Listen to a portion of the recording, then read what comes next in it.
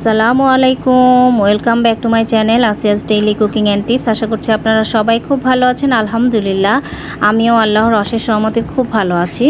তো এইখানে দেখতে পাচ্ছেন বেশ কিছুটা পরিমাণের এখানে এগুলো হচ্ছে কোরবানির গরুর গোশত। তো আজকে গরুর গোশতটা একটু অন্যরকমভাবে আপনাদেরকে আমি রান্না করে দেখাবো। আশা করছি রেসিপিটি আপনাদের কাছে ভালো লাগবে। তো গোশতটা আমি ভালো করে ধুয়ে পানি ঝরিয়ে রেখেছি। এখন হচ্ছে এখানে কিছুটা পরিমাণ আমি টক দই দিয়ে দিলাম, প্রায় 2 চা চামচ পরিমাণের হবে টক দই। তো টক দইটা দিয়ে আমি ভালো করে মাখিয়ে গরুর গোশতটাকে আমি হচ্ছে ম্যারিনেট করে রাখবো প্রায় আধা ঘন্টার মতন। ম্যারিনেট করে রাখলে কি হবে যে গোশতটা একটু সফট হয়ে যাবে আর কি। আর এখানে আরেকটা জিনিস আমি করব, এটা হচ্ছে এখানে দেখতে পাচ্ছেন কাঁচামরিচ আর হচ্ছে টমেটো, এটাকেও আমি হচ্ছে পেস্ট করে নেব। এখন এখানে দেখতে পাচ্ছেন আমি একটা বাটি নিয়ে নিয়েছি। তো এইখানে দেখতে পাচ্ছেন বেশ কিছু গুঁড়া মশলা। তো এখানে 2 চা চামচ পরিমাণ মরিচের গুঁড়া, 2.5 চা চামচ পরিমাণ হলুদের গুঁড়া, 1 চা চামচ পরিমাণ মিক্স মশলার গুঁড়া, 1/2 চা চামচ পরিমাণ কালো গোলমরিচের গুঁড়া, আর স্বাদ মতো আছে হচ্ছে লবণ। তো এগুলো এখন আমি মানে মশলাটাকে পানি দিয়ে গুলিয়ে নিব। তো এভাবে করে রান্না করলে কিন্তু আপনার হচ্ছে বাটা মশলার যে একটা ফ্লেভার, সেই ফ্লেভারটা পাওয়া যায়। তো আজকে আমি বাটা মশলার ফ্লেভারে গরুর গোশতটা ভুনা করব। তো এই জন্য আজকে আমি এই প্রসেসেই রান্নাটা করে দেখাবো। তো এই কারণে আমি মশলাটা ভালোভাবে গুলিয়ে নিচ্ছি। আর এই যে টমেটো আর কাঁচামরিচটা কিন্তু দেখতে পেরেছেন আমি অলরেডি কিন্তু পেস্ট করে নিয়েছি। এখন ভালোভাবে আমি মশলাটা গুলিয়ে নেব। আমার গুঁড়ো মশলাটা কিন্তু রেডি। তো চলুন চলে যাই রেসিপিতে। বিসমিল্লাহির রহমানির রহিম। চুলায় একটা হাঁড়ি বসিয়ে দিলাম। তো হাঁড়িটা শুকিয়ে আসলে এতে আমি পরিমাণ মতন তেল দিয়ে দিব। আর এই যে আমার হোমমেড গরম মশলা পাউডার, এই হাঁড়িটা গরম হতে হতে আজকে আপনাদেরকে আমি বলে দিচ্ছি যে আমি গরম মশলা পাউডারটাতে কি কি ব্যবহার করি। এখানে আছে সাদা এলাচ, কালো এলাচ, কাবাব চিনি, শাহজিরা, জয়ফল, জয়ত্রী, পোস্তদানা, এই সবগুলো দিয়ে আমি হচ্ছে এই হোমমেড গরম মশলাটা করি। আর এটা দিয়েই আমি গরুর গোশত, মুরগির গোশত, তারপর হচ্ছে রোস্ট, বিরিয়ানি সব কিছুর মধ্যে এই মশলাটা ব্যবহার করি। তো আপনারা চাইলে এই মশলার রেসিপিটি ফলো করতে পারেন। তো হাঁড়িটা কিন্তু অলরেডি শুকিয়ে এসেছে, দেখতেই পাচ্ছেন আমি তেল দিয়ে দিয়েছি। আর এখানে আমি সব আস্ত গরম মশলাগুলোকে আগে একটু তেলের উপর ভেজে নিব। এতে করে মানে মশলার থেকে সুন্দর একটা অ্যারোমা বের হবে, যেটা গরুর গোশতটা রান্না করলে খেতে খুব টেস্টি হবে। তো সব মশলাগুলোকে ভেজে তারপরে এর মধ্যে আমি বেশ কিছুটা পরিমাণে হচ্ছে পেঁয়াজ কুচি দিয়ে দিব, এবং পেঁয়াজ কুচিটা দিয়ে কিন্তু আমি একটু ব্রাউন করে ভেজে নিব। তো এতে করে গোশতর টেস্টটা কিন্তু খুব ভালো আসবে। তো আমি হাত দিয়ে একটু কচলিয়ে পেঁয়াজগুলো দিয়ে দিচ্ছি, এতে করে পেঁয়াজটা খুব সুন্দর করে ভাজা হবে। তো ভিডিওটি দেখার শুরুতে অনুরোধ করে নিচ্ছি অবশ্যই একটি লাইক দিয়ে পুরো ভিডিওটি দেখবেন। আর এখানে আপনাদেরকে আমি আজকে বাসমতি চালটা কিভাবে ঝরঝরা করে রান্না করা যায় সেই টিপসটাই বলে দিচ্ছি। তো এখানে দেখতে পাচ্ছেন বাসমতি চাল আমি ধুয়ে এখানে দেখতে পাচ্ছেন একটু তেল দিয়ে দিয়েছি, তেজপাতা দিয়ে দিয়েছি। আর এখন আমি হচ্ছে হাঁড়িটাকে ঢেকে দিব।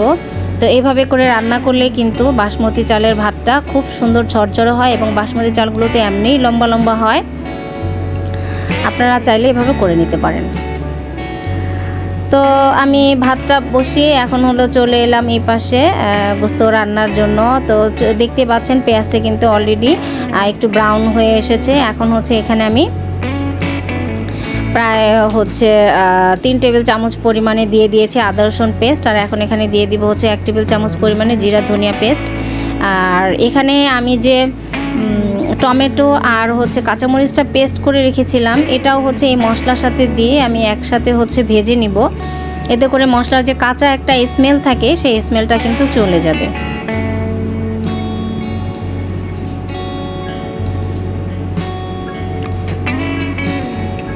তো গরুর গোশত, খাসির গোশত, মুরগির গোশত, যেই প্রকারের গোশতই হোক না কেন, আমরা তো আমাদের স্টাইলে রান্না করি। তো এইভাবে একটু রান্না করে দেখবেন আপনারা, আশা করছি আপনাদের কাছে রেসিপিটি মন্দ লাগবে না। তো এই যে মশলাটা ভাজা হয়ে গিয়েছে, এখন হচ্ছে গুলিয়ে রাখা সেই শুকনো সব মশলাগুলোর পেস্ট আমি হচ্ছে এখন দিয়ে এটা ভালো করে ভেজে নিব।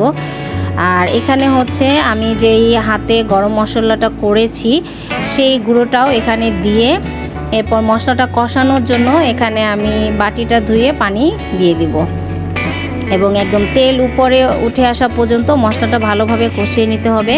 আমি আমার রান্নার ভিডিওগুলোতে সবসময় আপনাদেরকে এই টিপসটা বলে থাকি যে মশলাটা যত ভালো কষানো হবে তরকারিটা কিন্তু খেতে ততই টেস্টি হবে। তো এই যে দেখতে পাচ্ছেন কথা বলতে বলতে কিন্তু মশলাটা কষানো হয়ে গিয়েছে, তেল একদম উপরে উঠে এসেছে। এখন হচ্ছে ম্যারিনেট করে রাখা গোশতগুলো সব আমি দিয়ে ভালো করে নেড়ে চেড়ে তারপর হচ্ছে আমি কষানোর জন্য দিয়ে দিব। আর এখানে আমি সামান্য একটু পরিমাণের পানি দিয়ে দিব, কারণ হচ্ছে না হলে মশলাটা কষানোর শুরুতে নিচে লেগে যেতে পারে। আর গোস্তটা থেকে তো বেশ কিছুটা পরিমাণ পানি বের হবেই, তারপর আমি কিছুটা পরিমাণে দিয়ে দিয়েছি। কারণ আপনারা সবাই জানেন গরু বা খাসির গোস্ত এটা হতে কিন্তু বেশ অনেকটা পরিমাণে টাইম লেগে যায়। তো আমি ভালো করে মশলার সাথে মিশিয়ে এখন ঢেকে দিলাম গোস্তটা ভালোভাবে কষানো হওয়ার জন্য। তো প্রায় 5 মিনিট পরে আমি ঢাকনাটা উঠিয়ে এখন একটু নেড়ে চেড়ে আবার গোস্তগুলোকে সুন্দর করে মিশিয়ে নিচ্ছি। তো এইভাবে ভালো করে নেড়ে চেড়ে আবার আমি ঢাকনা দিয়ে ঢেকে গোস্তটা ভালোভাবে কষিয়ে নিব।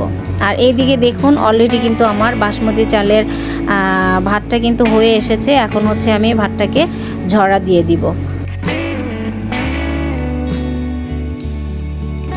তো মাঝে মাঝে আমি হচ্ছে ঢাকনাটা উঠিয়ে একটু নেড়ে চেড়ে দিচ্ছি। মোটামুটি কিন্তু গোস্তটা কষানো হয়ে আসছে। আমি আরও ভালো করে একদম শুকনো শুকনো করে একদম ভালোভাবে গোস্তটাকে কিন্তু কষিয়ে নিব।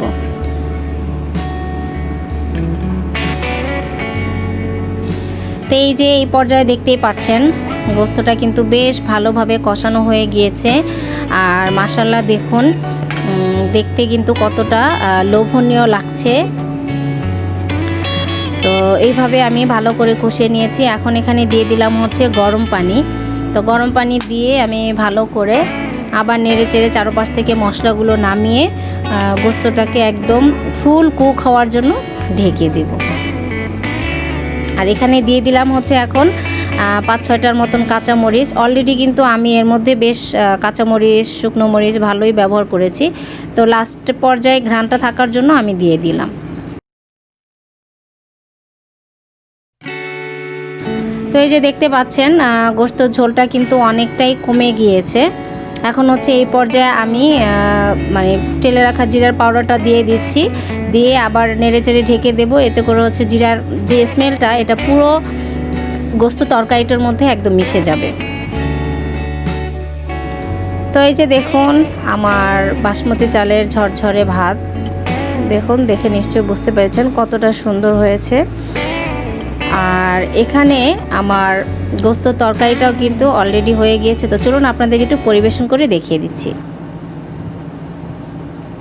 এই যে তৈরি হয়ে গেল বাটা মশলা স্বাদের মজাদার গরুর গোস্ত ভুনা আর ঝরঝরে বাসমতি চালের ভাত। তো রেসিপিটি কিন্তু সত্যি খুব ভালো হয়েছিল খেতে। তো অনেক সময় হয় না যে আমরা পোলাও খেতে ভালো লাগে না, মানে তেল ছাড়া রাইসটা খেতেই চাই। তো এবং রাইসটা থেকে খুব সুন্দর একটা ফ্লেভার আসলে এটা আরও ভালো লাগে খেতে। তো আপনারা কিন্তু আমার ভাত রান্নার টিপসটা ফলো করে এভাবে করে বাসমতি চাল দিয়েও করে খেতে পারেন, আবার হচ্ছে পোলার চাল দিয়েও এভাবে আপনারা ভাতটা খেতে পারেন। এটা কিন্তু খেতে খুবই ভালো লাগে। আর বাটা মশলার ফ্লেভারে গরুর গোস্তটা ভুনা সেটা তো দেখিয়েই দিলাম রেসিপিটি। তো এভাবে করে আপনারা খেতে পারেন। আশা করছি রেসিপিটি আপনাদের কাছে ভালো লাগবে। ভালো লাগলে অবশ্যই লাইক কমেন্টস শেয়ার করতে ভুলবেন না এবং সাবস্ক্রাইব করে আমার চ্যানেলটির পাশে থাকবেন। সবাই ভালো থাকবেন, আমার জন্য দোয়া করবেন। আরও নতুন নতুন রেসিপি নতুন নতুন ভিডিও দেখার আমন্ত্রণ জানিয়ে বিদায় নিয়ে নিচ্ছি আজকের মতো এখানে। আল্লাহ হাফেজ।